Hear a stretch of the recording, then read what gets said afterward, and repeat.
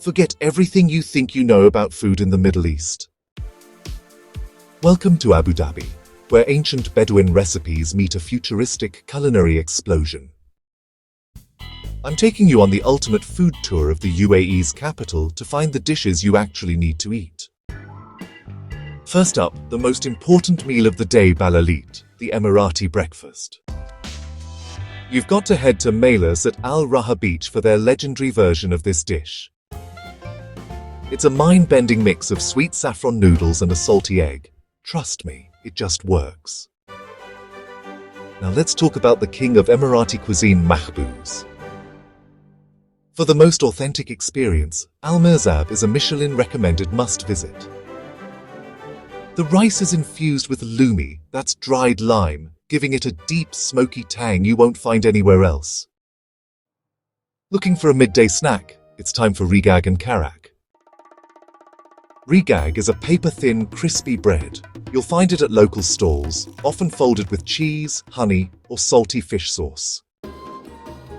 Pair it with a 2 dirham karak tea from any local cafeteria, and you're officially an Abu Dhabi local.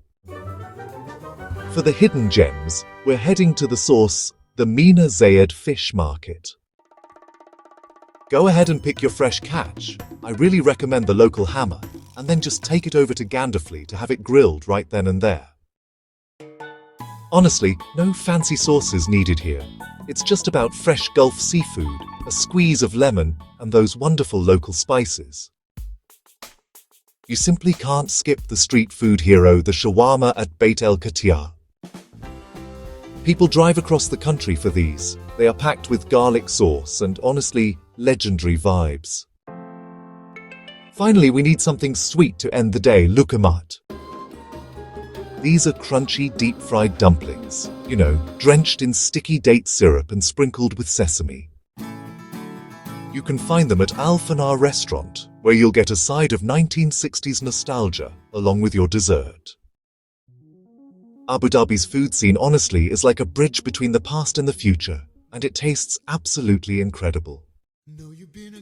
So, which of these are you trying first? Let me know in the comments. And hey, don't forget to like and subscribe to know your destination food for more global flavor hunts.